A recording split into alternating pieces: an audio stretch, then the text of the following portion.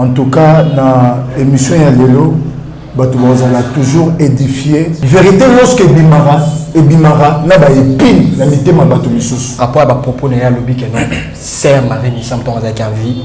Azalaki na mwana abotaki asaki deuxième mariage abotaka mwana mususu ya mobali aparete Nissam o batu bayebi. Il y a certaines choses de Denis Salobara, il a raison. Et l'homme commune est dit de Nilesi aya bimisa bamakambo oyo lelo. En réalité, réponse aux yeux, Azalaki était parmi les ministres de Dieu de la première classe. Bamakambo ne ba bebanara na Soni Kafuta. Après, ayo bimisa makambo ya Marie Nissam.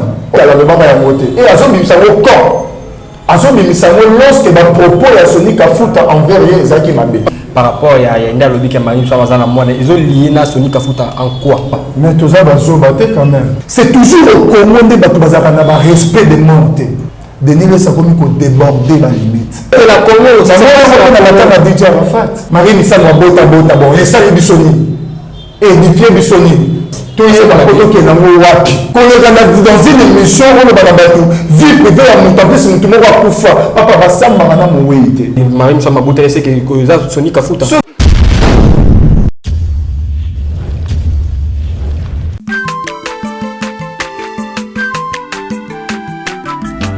Azamwana motote, boa kosangai. Abongwani pete, boa wangana. Zambé le Nazarien, le Nazarien, le Nazarien, le Nazarien. Bana kitoko koma mukundima, atako babakola kema futa na musakolima. Lelo ya yobolingo bateli le Nazarien, lipamboli oyo bona na katempeni mama kandelobi. Masope mafuta toko kesikana longo na nzambe oyo babena na makomi Fada, thank you Fada, cher ami fidèle internet. Nous sommes toujours vous aurez libre qu'on a vu sur la 4 chaîne les Nazariens TV. Dans le cadre de l'émission La Minute Table Sainte, où est présenté par votre humble serviteur Dadi Moukoya. Je tiens toujours à vous remercier d'être branché sur votre chaîne Les Nazariens TV. Je dis un grand merci l'équipe Les Nazariens TV. Je dis un grand merci à Maman Tiffany pour la confiance au président. Je dis aussi un grand merci à Gira au Azali Nassima Kamera. Je dis un grand merci à Yves au Azapi Nassima Kamera. Je dis un grand merci à Alain au Azali dans le régime. Je dis un grand merci à l'équipe de Nazareth. Je dis l'autre table scène dans un moment quand il y a évangéliste et un moment comme il y a bienvenue Biano. Il y a des solo l'année tout ça là à remettre un peu pour classer un sur dossier où ils s'est passé par pasteur Denis Lessina na Marie Nissamou par rapport à un lobby que non moi na Marie Nissamou ça qui deuxième mariage moi na naie il y a mon bali Azali à boutaké na cachette Denis Lessina yebi moi na moi Azali.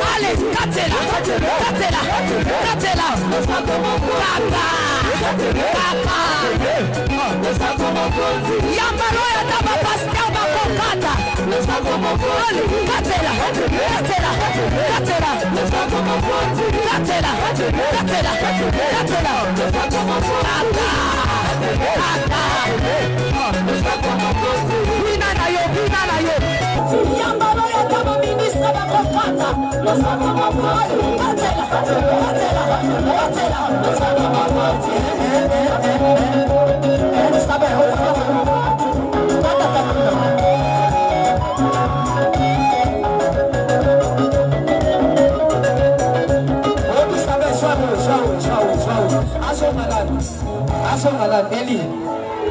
Okay, toca rolando.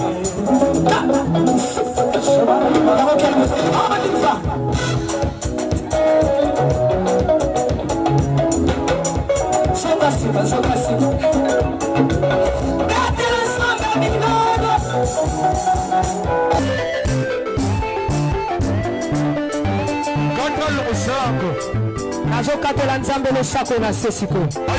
Nazokatela losako siko kuna. Nalingi nakatela nzambe losako. Losako awa. Ani. Allez, casse-la. Allez,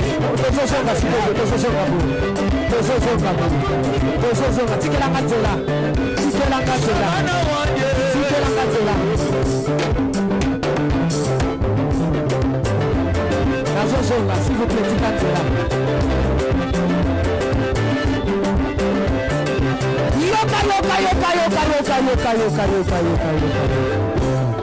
Olingi Lipal, Olingi Kopot, Olingi Mosala, Bona Nini.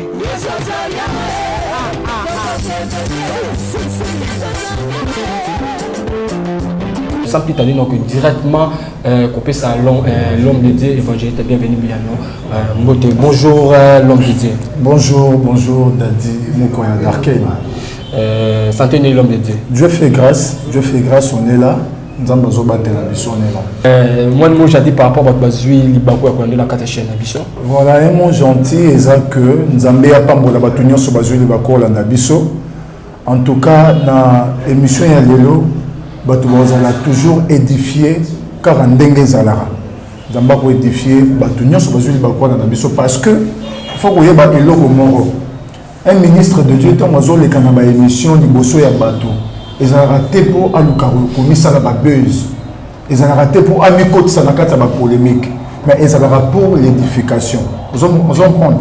Tu as 5 ministères. Tous les 5 ministères, ils sont liés à l'édification. Ministère où édifiera Batouté et un ministère. Voilà pourquoi cet après-midi, Batou va toujours et encore édifier l'émission à Mokola Lelo. Ok, voilà l'homme de Dieu, toujours dans l'émission Nabiso. L'homme de Dieu, d'abord, côté le sujet du jour, Nabiso, toujours qui va commenter à l'émission, tout ça, qui va commenter, que vous êtes trop orgueilleux. C'est comme si vous avez fait c'est comme si vous avez une Bible à ma casse. Non. Par rapport à l'émission, tout le monde qui va commenter. Bon, toutefois, Moutuna a le lingue na mone la ramakam. On n'est pas là pour nous séparer ça batunions. Surtout nous va donner vérité. Vérité lorsque Bimara n'a pas épine la mité ma batumisus. Vérité lorsque Bimara n'a bololo la mité ma batumisus. Ba oba olinga bandi ma vérité ba ondi mayango. Ba oba ondi mayango te ba koki ko taxer yo na bandinga ba orgueil tout ça mais au fait ceux qui m'ont collé à l'émission, qui le orgueillé, n'a présenté des excuses. En ce qui concerne connaissance, si le lot est collé, nana sama kola papa nanga le prophète Victor Katolemande nazoye kola. Des fois penkola kopé sanga verset moko bona tout ni pépère avant de ôter à père et logo lingo le bandengeni. Sur le plan prophétique mais mango boy, sur le plan doctrinal mais mango boy, sur le plan évangile mais mango boy. J'ai un père en Kakaranga. Dans la communauté, Christ sauve. Alors, tout ça, nous avons un ministère mis à part, il y a intercession, mais je suis dans la communauté. Même Bible le dit que nous connaissons à moitié, nous prophétisons à moitié. Si vous voyez, la Bible voilà l'homme de Dieu, toujours dans une chanson. L'homme de Dieu, dans le sujet du jour, l'homme de Dieu, affaire, il y a prophète de la nation, Denis Lessi, par rapport à propos de l'objet que non, c'est Marie Michel avec en vie, Azaki na mwana abouté qui a qui deuxième mariage, Azaki na deux, Azaki na mwana abouté qui deuxième mwana ya mobile Azali Tilelo. Ce qu'on a là par rapport à propos à prophète Denis Lessi, par rapport à propos nous sommes en état qu'évangéliste. Bon, étant qu'évangéliste, analyste. Non, le cas tout ça, analyste, tout sur le oui, voilà. Dernièrement, dans chose appel, il y a une sœur, Aza vice-présidente, il y a parti politique Kita. Aza représentante légale, il y a Fondation Missia Femme Moderne. Mais je te dis, Missia, la grande place, Aza en Suisse, Nzamba Pambola, merci pour le soutien à la ministère et la carrière. Tout cela par rapport à Makambo. Dans la émission, Denis Lessi, en ça la émission, a bandit pour dénoncer Et là, on a de Batou, Baye Barate, catégorie à Batou Missus, Baye Barate, mais il y a une spéculation. Mais Denis, dans cette émission, a dénoncé le qu'on a dit. Marie Missamou, a Botaka, moi, na Missus Mobali, a pas arrêté Missamou, Batou Bayebi. Moi, na Mobali, wana Batou Bayebi était. Et moi, na Mobali, wana, Azali, moi, il y a un grand pasteur, Yambo Kanabiso. Un grand pasteur, Yambo Kanabiso, Atanga Kombote. Dadinga na rebelle au moment. Lorsque Denis Nessi a eu conscience, il y a dénoncé ma makambo ça la marana millier à pasteur. Et ça qui pas maté. Batamo qui va nous dire que n'a pour eux au fan raté. Moyen oyo la place est amara. Exacté. Denis Nessi notre homme le Denis c'est parce que il est désorienté dans Nzela na ya liboso. Mais Denis Nessi azaki na 4 milliers ya ba pasteur ya minene toujours mona na mboka na biso. Alors ce qu'il y a yebisi yo ndenga le temps na bémission ya kala que na ye ko yebisa ba pasteur totika whisky c'est qu'il faut ton dima banda komela. Ce qu'il y a une émission na ye ko yebisa ba dinga na ba pasteur totika ekobo c'est que ba bando salam totika escroquerie mankiona c'est que ba bando salam aloba mon émission. Beaucoup ya mopoana. Et là on y a ce Denis Salobarawana et à ma BT. On se comprend. Makamou nyonso Denis Salobarawana tous ont raté que a été aventurier. Quand même que Denis Lelo a comme buzz, a comme succès.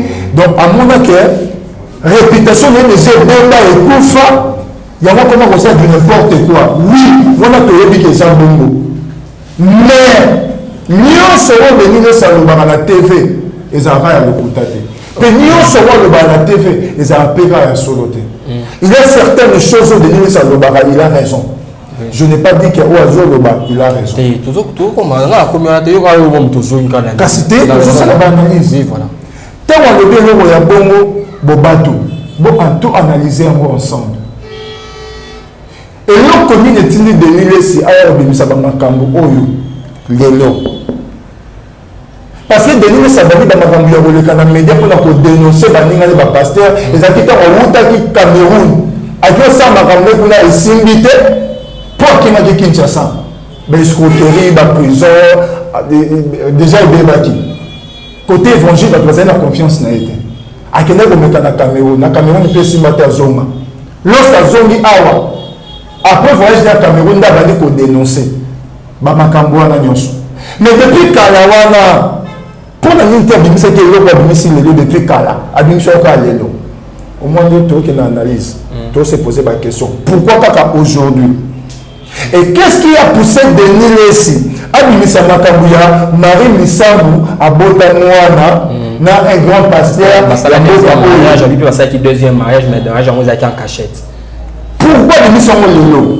Toujours qu'on a analyse. Dans ma terre, il y a apôtre Mbi et le patriarche, notre papa personnel. De Sonic à foot à tellement qu'il y a le bâtiment, nous avons invité le ministre de Dieu pour prier pour nous. Mais nous avons invité le ministre de Dieu, il y a première classe. Tant que le ministre de Dieu va mati, Denis Samataki. En réalité, réponse dessus, Azala quitté parmi les ministres de Dieu de la première classe. Par rapport, il y a besoin de ça, ce n'est pas encore. Il ne faut pas trop encourager. Il y a besoin de ça, à se diminuer. Il y a première classe, c'est tout le monde qui a Albert Raken, sa papa Nabiso, tout le monde qui Mokuna, notre papa, tout le monde qui Sonic Afuta, notre papa, tout le monde qui papa Nabiso, l'apôtre majeur, Mutombo, Bazala Kiwana, va prier, de nous laisser s'inquiéter. Et le qui n'a tout le monde est sermo, l'Iwa apôtre Mbiemoula, il s'est mis si bateau. Quelques jours après, tu es vraiment de nous laisser l'équipe dans l'émission.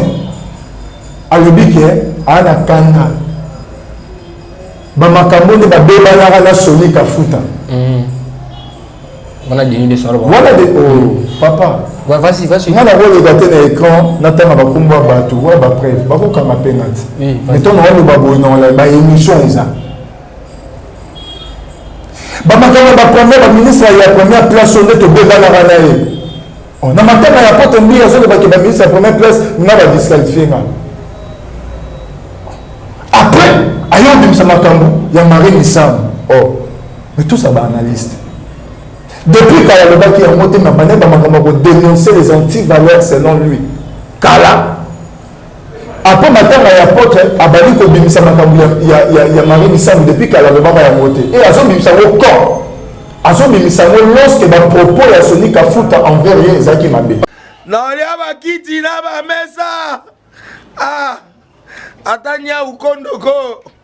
Na mona yo. Chayo na mwamba. La minute on a 4 bena katikata saga fufu. Oui, allô est-ce que tu bonjour. Boni. Et l'autre côté, et puis qu'il y a mon bureau à travailler tes micros. Donc dès que ça on a eu galère na niveau 0. Bon, tout ça là boy. Moi il nazana mbongo vraiment mingité. Mais nazo tchela bino moi mkio nazana ngo na agence moro boy Nazareta. Sarita qui dit sérieux. Oh. Maman, comment est bon donc yo pesa au fouti mbongo pour partir à poto biso to ya to jibilo. Na bengi ya Scotty. Agence moi ifungami comme na Nazareth. Na kufie. Agence lisusu. Naka sansu mulongo kuna. Pour nous là susu. Kuna eza mamba mulongo te. Ye si a fouti mbongo kuna partir à poto biso to zoke ko récupérer biloko oli. Ah tika boyeko. Yeso mona makama bongo na monte. Bat papa si mbongo kuna biloko récupérer biloko oli na agence. Ezalaka. Mais yango bandi. Maman, dès qu'il y a un yebisingaï, mais na limité, na lingina mona ki mona beso, poli kambaboye, na monde na ne salamate. Maman, yebisangaï. Ba pesi mbongo kuna, biso to récupérer biloko kolia awa. Ya solo boutique Nazareta, ezali boutique où ezali à distribution de produits alimentaires. Ah! Nakali poto sunga, bandeko oyo. Même ba oyo bazana na peu de ressources comme la boîte de bazana niveau qui chasse même avec un petit rien. Donc à partir à $10, $15. Donc si on a un bon côté, nous devons na pota ko sungayo, a ozika biloko kolia. Eh maman Nazareta nzamba pambola ya bakise mikole belé awa na sena mokili. Et bon awa tozawa poto yeba adresse awa. La boutique Nazareta est ici à Kubungate, toza sur avenue Monkoto numéro 1, direction Elengesa. Face à face na église catholique Saint-Vincent. Ah, direction Elengesa, Monkoto numéro 1, à face à l'église catholique Saint-Vincent. Ah, Saint-Vincent d'école. Bon numéro de téléphone, vous en avez Déjà vous en avez, on a 3 numéros pour Paris, vous en avez un numéro pour la Suisse, vous en avez un numéro pour la Suisse. Ah! Non. Nazareta. Nous allons la Congo Sili. Julia, nous allons kangisa kia fufu. Eh, ya modé, yo bandika na fufu.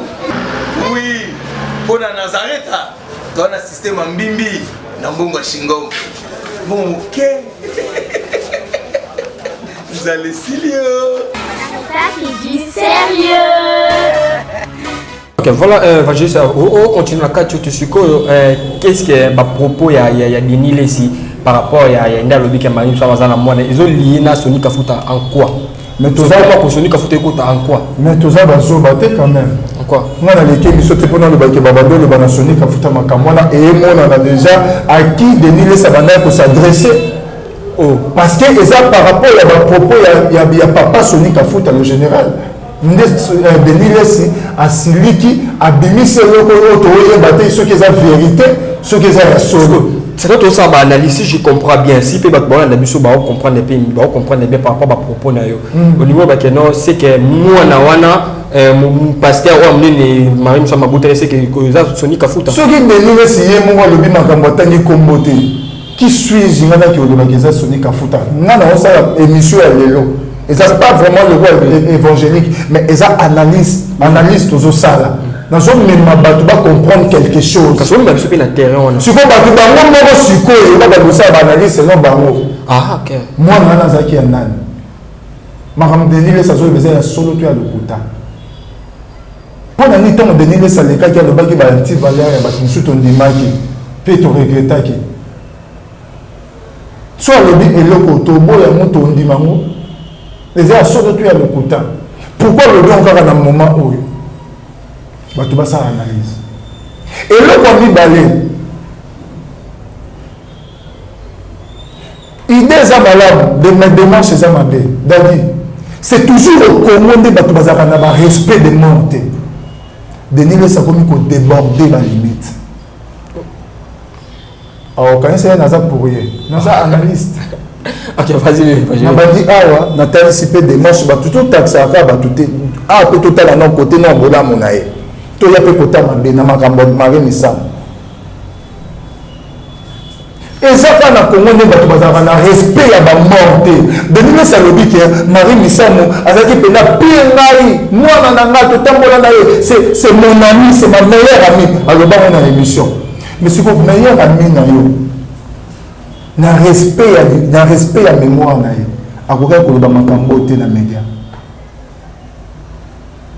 c'est seulement au Congo nde na kete Congo pe na komo taxer mboka biso mais seulement Afrique de la Congo ça na matanga DJ Arafat façon ba sabotaka corps ya mwana mobali wana malgré sur le plan spirituel et ça la signification mususu interprétation mususu mais sur le plan social sur le plan physique ils ont respecté la mémoire ya mutu kozwa cadavre mutu ko boire na mabele voilà pourquoi dans le but que c'est seulement en Afrique nde bato bazaka na respect de mort te faut qu'on respecte à moué ce qui vraiment qui meilleur ami na ndenge alobi na interview ayaki respecter ngalo ba makambo na média te ce qui kono likambo ye moko ce qui est solo supposons que c'est vrai mais kono likambo akufi na yango alobi yango te so yo oyo do bango pour aller mais tant que prophète amoni il faut yebi makaka akwa bo bomba ra il édifier bato na nini mais c'est beau yebati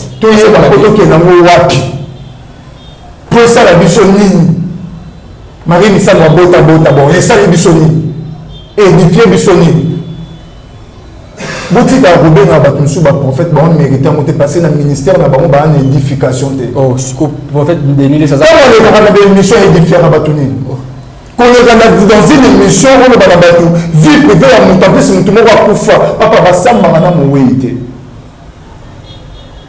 moto akokoprouve biso makambo eza vrai to ya solo ya Marie Misamu mais elle ne plie akufa oloba makambo na ye pourquoi prophète Denis Lesa aleyika na écran mpona créer bes ou bien comment qu'est-ce qu'il a gagné bandeko na ngai balandi tomitunaka mpe question mwa mobali otonga oloba likambo oyo intérêt na eza nini oganye nini tokendanga na makambo ya nzambe ezoédifie biso te moto moko akufa abota ezoédifie biso te mais quand il dit ça il gagne quoi na nsima na yango rien du tout aoluka babese sikoyo babese Denis Lesa oluka eza ndenge ya mabe oluka bese na nsima ya moto akufa lelo on dirait vie à baba sous prison te à côté ba prison ndenge na baba te lelo soki famille ya Marie Misamu batelemi bakanga ye bako awsala boloko ana preuve moko asa tsaso le kabongo c'est kazo kabongo ya oza la preuve te to ça analyse voilà te yo l'équipe écran le bi botala boy et prophète Gilada par exemple le prophète Gilada sur ça oza mboto sur ozali prophète au bi que prophète Gilada ça boya parce que on a des preuves d'ailleurs jamais qu'on les garab parce que sur par exemple à poursuivre la justice bon quand David au présenter ba preuve David na monsieur loko moko justice ezalaka on comprend justice ezalaka membre nini ya famille ya Marie Misamu aleka mpo aloba makambo aucun proche nini ya Marie Misamu aleka mpo aloba makambo aucun Denis Lesa ozofaire ni partie na famille na ye ni partie na baproche na ye mais oleka oloba vie privée ya moto yango déjà akufa soki balobi bapoursuivre ye na justice obimisa preuve omemela biso mwana wana bon ceux qui ont la preuve allez quand on a démission les gars allez ma mission ta photo là est-ce que l'homme de détruire batoyo za pour contre je sais pas parce que un moment aux passé positif un moment il a négatif parce que ça va bon les gens n'ont pas porté parole à mon tout est dans zande mon sali ya balando bo na biso Vous comprenez? Sur le plan, sur d'autres côtés, Denis Lessi, Maramounion surtout, Toko Boya et Moté. Et ça, Maramsou sur le Bara, il a aussi raison. Tant que le Bara, capable de prier, l'Union serait prier pour le Congo. Et ça va prier à le couteau, parce que la terre d'abord, ça va répondre au gouvernement. Voilà que le débat qui est en mode. Denis Lessi, le débat qui est en mode. Est-ce que vous avez dit que passe au bateau, Basali Congo? Malheur et à Congo, ce sont les hommes de Dieu. Kasi. Na mboka nyonso, même na Israël. Lorsque Makambo Bango Tala est tambolate na mboka, peuple de Dieu Babando qui olela et pas dans Nzambe, par le biais de ses serviteurs. Et Nzamba Bando Yanona. Comment on te priera trop, mais Makambo avance à rater. Te priera trop, mais Makambo est si raté. Tout ça va prier pour le Congo dans le stade et Simbate. Vérité, il n'est pas venu laisser. Et ça n'était pas l'intérêt en Boka, ni pour l'intérêt des armes. Et ça n'était pas le gouvernement à l'Obayamo. Tant que nous avons Satan dans le bateau, tant que nous avons Satan dans le peuple congolais bateau. On a dit ton dimanche, ah, de nous, c'est bien si la vérité va passer ton dimanche. Mais pourquoi d'autres choses ton dimanche répéter? Une vérité. Mais si la vérité est liée à moto à Koufa, c'est le moté. Parce que yo Koufa man a Koufa. Toi baraté dans mon kilo. Et ça pas maté bateau mon kilo. Toute vérité n'est pas bonne à dire. Vérité moto à Koufa. Oh le bon pour tous amis. Et je édifier bisoni. Respect à mon résultat. Respect à mon résultat l'homme de temps on va respect à mon résultat par rapport aux choses là-bas qui par rapport à propos de lui que là Denis Mambo Lobara il faut qu'on dise mayango. Il faut qu'on dise. Bon, ton dit mayango. Nous faisons un robot nous faisons un dimanté. Voilà. Et par rapport à propos de là que na Congo mon ça nzambe il y a vrai azati ba on tout bateau le côté la rage c'est bon. Côté on a allié qui a précisé boy. La génération à Bango mutamala monde azalagité. Même Bible lobby, une génération ça va, une autre. C'est-à-dire que Marambouanzam, il fallait le dire, dans la génération, la mission, nous sommes tous les gens qui ont un. Moussa Nzamba solo, Azala quitté. Mais Bassa Nzamba solo, Bassa Dali. Mais juste par rapport à Yamatara et à Potembi, tout le monde qui est basé dans Nzambe tout basé qui ni mais c'est comme si qu'ils avaient juste basé dans mission qui est notre population qui est nord tout ça tout yokana mais après maintenant tout le monde qui va continuer toujours na ligne on a qui va yokana tel yokana tisco on n'arrive pas où église les autres qui ne voient pas les autres qui ne voient plus le point d'abord ça la biche c'est na que Israël tant on va bima qui en Égypte na désert génération où bima qui en Égypte ba monyo so ba kufaka ça n'explique pas. Nous avons une promesse. Alors, nous avons que beaucoup de terre promise. Bandini, nous avons mis ici en Égypte. Comme dans le désert. Ma belle salaki. Nous avons une génération. Nous sommes en Égypte. Nous avons Canaan et Caleb dans Josué. Kaka Caleb dans Josué. Nous avons tout bakufa. Nous avons Canaan. Il y a une génération où il y a des bossos et BBC. Nous avons ressuscité deuxième génération et nous avons bateau tout le monde a le droit batata ba grand ba aîné na biso. Et ça bateau va vivre ton hypocrisie. La matanga devant caméra ba attaquer ba aîné hein. Té dans biso réalité. Réalité ozo ba matanga devant caméra ba on ça le droit ba solo lara. Les gens tout le monde qui n'avait pas massé qui n'a roulé à Mazate. Allez à poison. Et où t'as vu? Et pas mieux serviteur de Dieu. Ok, voilà l'homme de Dieu. Nous sommes vraiment arrivés à la fin de notre émission, vraiment émission vraiment qui tourne avec TV Zamora. Et on a passé merci à l'équipe Mobimba. Il y a les Nazariens TV. À la émission, c'est ma maman déjà. Mission problème des c'est et na PC mission na batu na PC merci na batu nyonso va soutenir en particulier Mesty de Missia la grande depuis Suisse représentante légale, il y a Fondation Missa Femme Moderne et vice-présidente, il y a parti politique Nkita. Au bazar, on a une bonne vision pour nous en Abisso. Nzamba Pambola, merci pour nous sozo sala, initiative aux sala pour nous Abisso et en particulier dans le ministère de Nzamba Lola Pambola. Et merci na batul baladinyo sur bazuli bakwa pour nous Abisso. Nous sommes vraiment arrivés à la fin de notre émission. C'était votre humble serviteur Dadi Moukoya. Je tiens toujours à vous remercier d'être branché sur votre chaîne Les Nazariens TV. Je dis un grand merci l'équipe Mobile Les Nazariens TV. Je dis un grand merci Maman Christine Kessier depuis Paris. Parce que vous avez ma montée. Je dis un grand merci à Philomène Moukoya ma Bivens de Yombo depuis Londres. Je dis un grand merci à Joe MK depuis Bakolo Masolo. On se retrouve à la prochaine. Bye bye.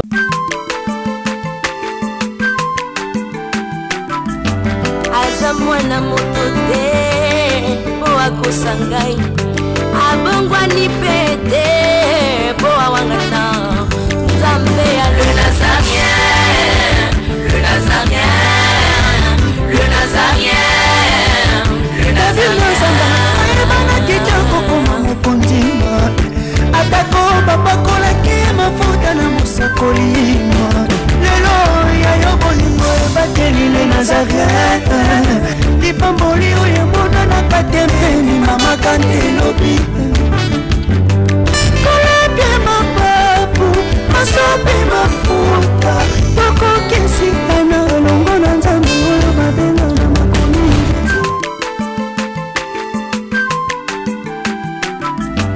aza mwana moto te po akosangai abongwani pe